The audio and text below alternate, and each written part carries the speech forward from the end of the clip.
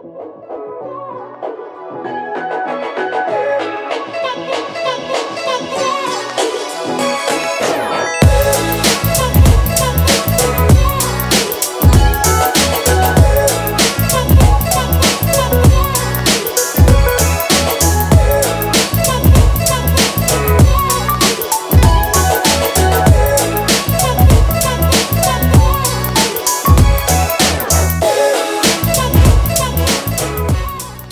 what's going on, everybody? Welcome to MPG, and today I'm going to be showing you an update on my super hot ceilings in this Gorilla Grow tent under this Kind LED K5XL750 beast of a light, may I add.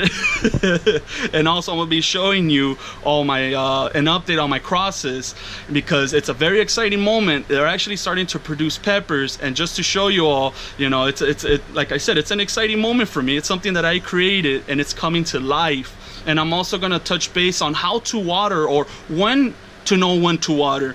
And it's a very important topic, because a lot of people tend to overwater, or you know, you know, I get that question asked quite frequently. So we're going to touch base on that subject. And also, if this is your first time tuning into my channel, welcome.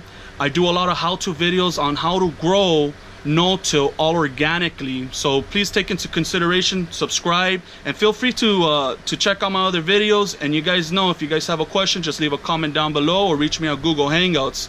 So and also I want to give a quick shout out to Lauren over at Method 7. Thank you for sending me this awesome Method 7 t-shirt. You guys remember, safety comes first when it comes to running under these big powerful lights. You know, you guys want to, you know, protect your eyes at all costs, because that's important. You don't get that eyesight back.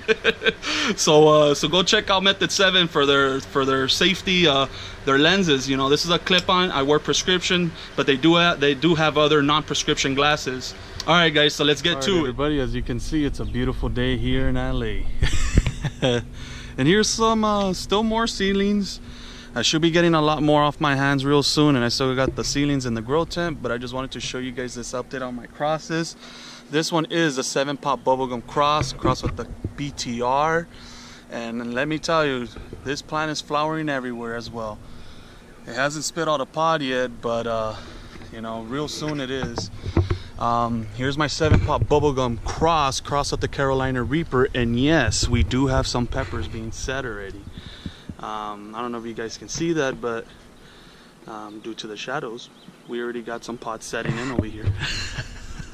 And we got a spider web right here. But other than that, I mean, I'm really excited, everybody. I mean, it's another creation of mine. Let's see how it goes, let's see how it turns out, but it looks pretty cool. I mean, from what I'm looking at, you know, the shape's already looking nice. It's too soon to tell how they're really gonna look. Maybe another week or two, who knows. But I wanted to show you all something. Over here, they started branching out into other little Ys. What I like to do, everybody, is I like to top those. I like to cut those to encourage the lower branch growth. As you guys can see, we have branches setting in the bottom as well. And by doing that, I'm just topping off the extra little growth that's coming on. With the little flowers, I already have plenty of flowers, you know, accumulating within the plant. So by chopping that, you ain't gonna hurt the plant or anything. You're just gonna encourage more branch growth, and in the same time, you're still producing peppers. And I just wanted to look a little bit more uniform. And here's an update on my my 7-pot bubblegum cross with the Carolina Reaper. This is the one that we had topped, so you guys can see, and branched out like crazy everywhere. It's branching out like crazy, and it's looking really nice, everybody. And had a question on how often do I water. Well, everybody, this is what you look forward to on when to water. Okay, I go by the weight of my container. As you can see, it's quite, you know, it's pretty light, you know, but I know that there's still moisture in here, you know, due to all this cover crop and everything. You know, it's better, you know, it's holding that water retention in there. And you know, this is a perfect time. This is how to know when to water, you know, by actually picking up your containers, and if it's light, give them a good watering, and water enough until you see runoff, until you see water coming off on the bottom. Once you do, let it be. I'm watering every 2 to 3 days. Okay, everybody.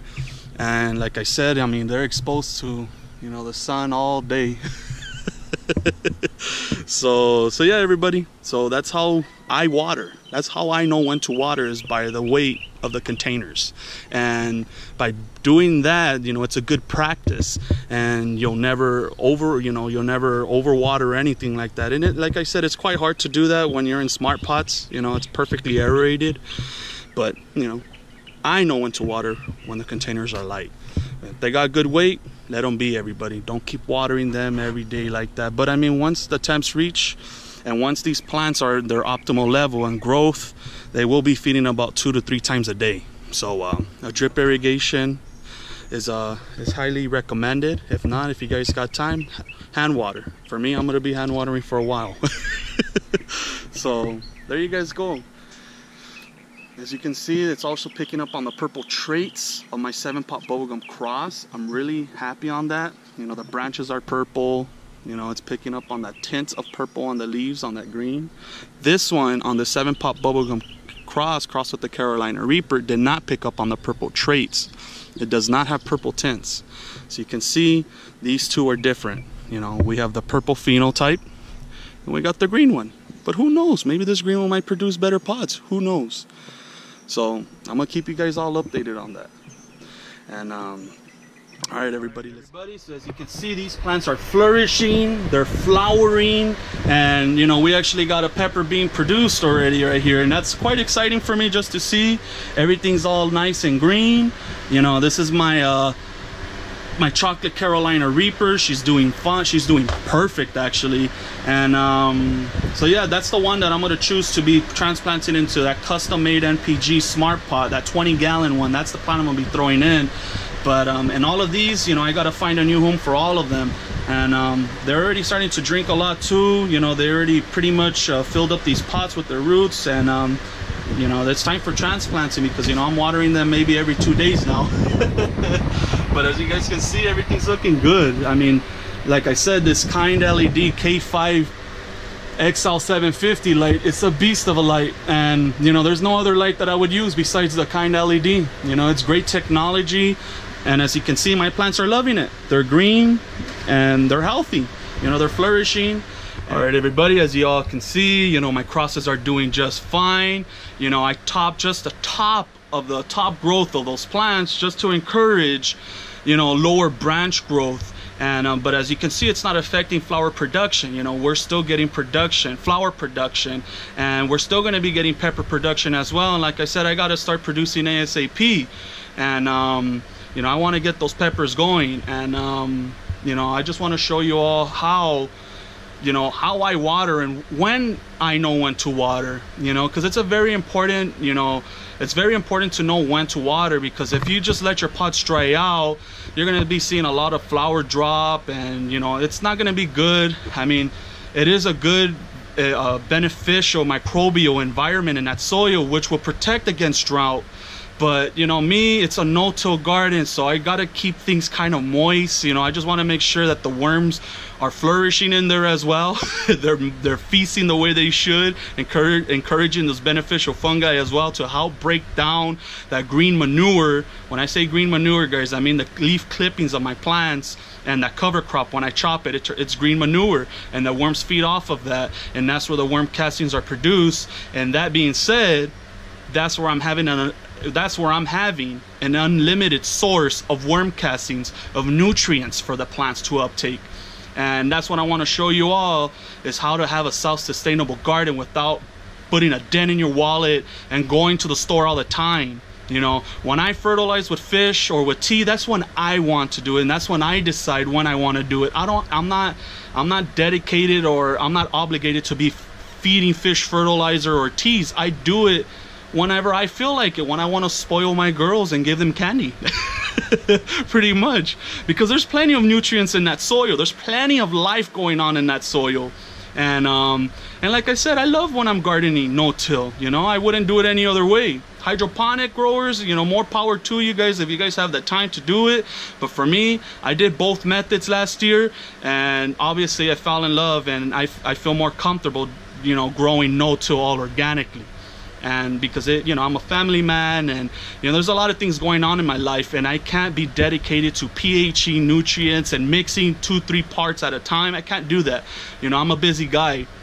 And the growing no-till-all organically, I'm getting the same results as when I was growing hydroponically, and yet I get all the time back to myself.